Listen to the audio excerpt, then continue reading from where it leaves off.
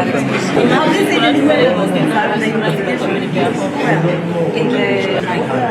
sir.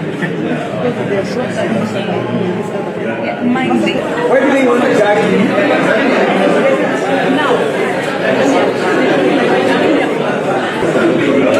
Yeah,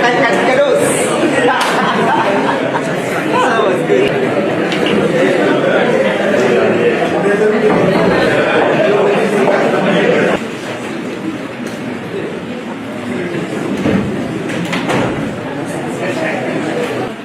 And I also wanted to refer to the super report paragraph 5, where we have clearly given. I have noted the concern from the prosecution, and I'll go straight to the point. Wrap up then. Yes, sir. That is good. That's good.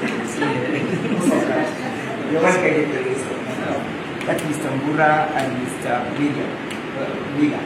You can just address you for 2 minutes. Just take it that there is a withdrawal of prayer number 2. As spelled out in the first round of the affidavit that was the notice of motion application And the second assessment. That's why the first assessment.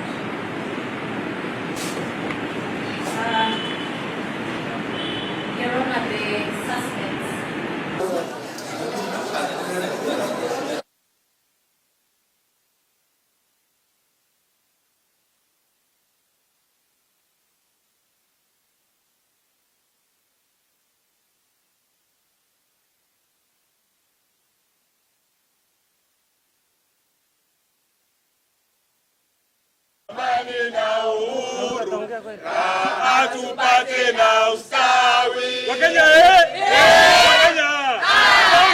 In the best interest of justice, as the court directs release of the first respondent from custody forthwith and without any conditions, the court directs that the respondent, together with others, are going to cooperate with the investigative agencies.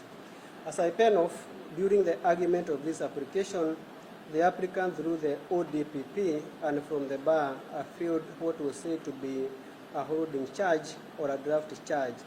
With due respect to the applicant and the ODPP, the draft charge did not and does not form part of the application, meaning that there was no annexed draft charge sheet in the application. Whose are the orders? Thank you very much. As it is all known to the entire world, today is another day of victory.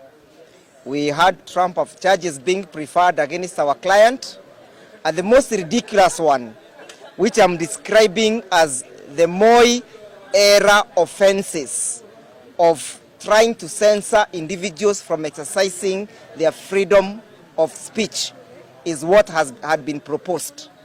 The other offense was the hate speech against the state. So in this case, I don't know who would have been the witness, whether that witness would have been the powers that be, or the witnesses would have been the 47 million Kenyans. I don't know who is offended that there is a hate speech against Kenya, because Kenya belongs to us all. So we are advising those people who have now cultivated the habit of arresting people left, right, and center. If you have a difference of opinion, those people who cannot tolerate dissident voices, they better know that we have independent institutions in this country, being the judiciary. And where we are, the judiciary is the only institution that is going to rescue this country from going down. Yes. And we are urging people, let us not deviate too far from the Constitution. We may deviate too far from the Constitution, and we may never get there. So next time when you are arresting, make sure that you have your facts right. For this one, the 3 days people have spent in incarceration and lawful incarceration, somebody will answer. Yes. The offenses that the state intends to bring against the suspects are serious offenses. And my lord, you can be able to see that from our holding charges and from paragraph 1 of the grounds that we have spelled out, and from the supporting affidavit of Inspector Job Wafula. And because of that, my lord, we are opposed to free bond terms. With regard to the first accused person, my lord, we are saying that she has a lot of influence on social media. If you look at paragraph 6, she has a huge media presence and followers numbering over 399,000. And because of that, my lord, we believe that if the orders that we seek today are not given, and especially, my lord, we are referring to paragraph 3, then she's likely to interfere with her Twitter account, her Instagram account, and her Facebook account, which form the subject of this petition. The respondents were arrested on the 22nd July on allegation of hate speech against state. That's a very worrying statement, that individuals are being accused of hate speech against state. If you look at the definition of hate speech against state in the National Cohesion and Integration Act, Section 13, you can never have hate speech against state. We must be careful that we are not introducing and amending the law. Finally, this court cannot be invited to aid the DCI in their investigations. The DCI is free to do the investigations procedurally. If you want to search the houses, go to court, get a search warrant.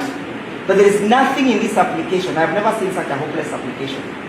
It has no basis whatsoever that can even impugn or invite you to fight these young victims, the victims of state, the victims of circumstances, to warrant you even to allow them to admit them to bond. There is no offense that has been identified or crystallized.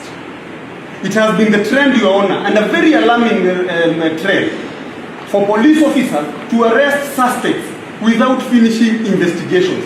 Your Honor, I submit again, with a lot of humility, that Your Honor is being invited to assist the investigating officers in investigating this matter.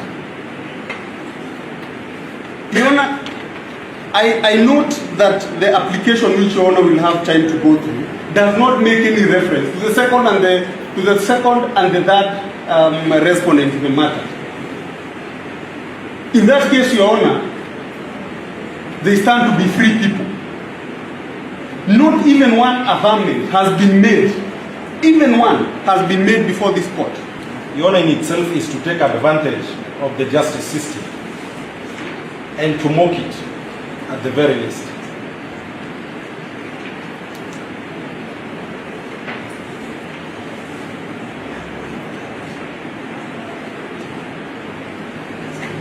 We pray the court to observe that. Just to take a judicial notice that accounts, social media accounts, are known to be hacked. They are known to be hacked. What will happen if such an account is hacked today and the court will have given such an order?